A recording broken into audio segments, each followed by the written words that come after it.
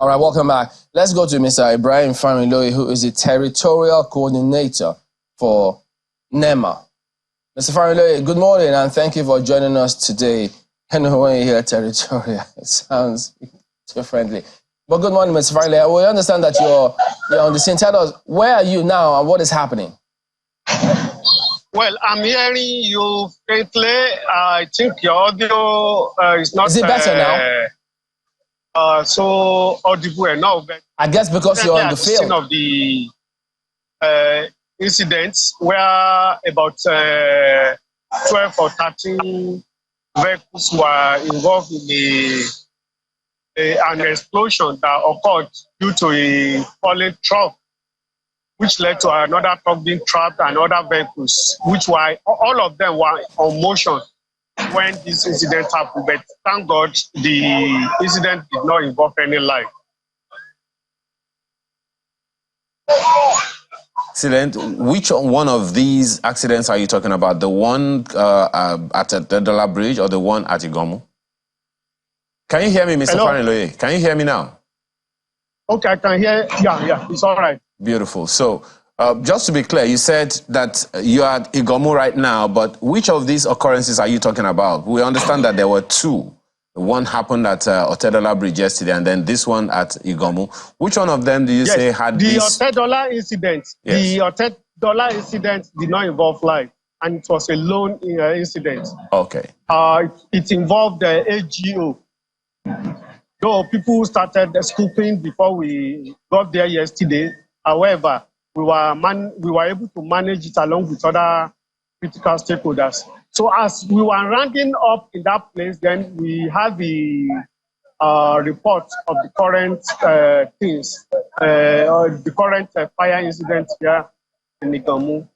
From your assessment, what was the immediate cause?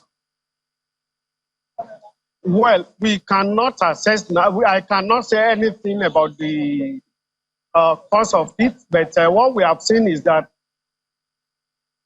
a tanker with PMS, I think it slipped off a pothole and fell on an articulated vehicle that was fully loaded with sardine and some detergents. So that one now blocked the road. Other people who were trying to escape were trapped. However, before the explosion started, everybody jumped into safety. So the cause of the incident is unknown yet. Okay. Just a quick one. You said the other time that a number of vehicles were involved. You said 13 trucks. How many vehicles in total were involved? Trucks, not 13 trucks. Okay. There were 2 tankers. Flat bodies are about 2 or 3. Cars, about 5 cars were involved. 2 of the cars were they are new vehicles. One of the 2 flat bodies, and one of the flat bodies is also a new flat body articulated vehicle meant to carry containers. Then we have about 3 or 4 containers involved in the whole thing, and all the containers have goods in them. Any lives involved? No injury or lives involved. Oh, okay. So what next now, Mr. Familoye? Well, we are evacuating the carcass.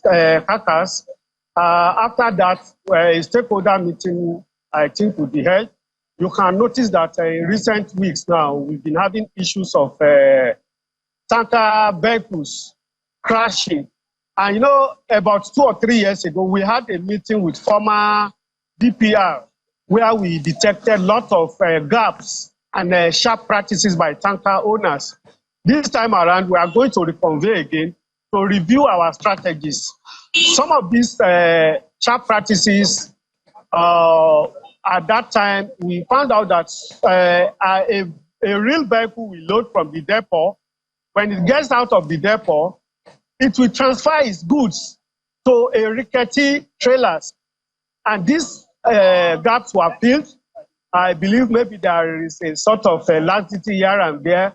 And we've started talking with critical stakeholders, especially the lead agency who is supposed to take care of it. And we've started talking about it on the need for us to stem the rising tide of these crashes again.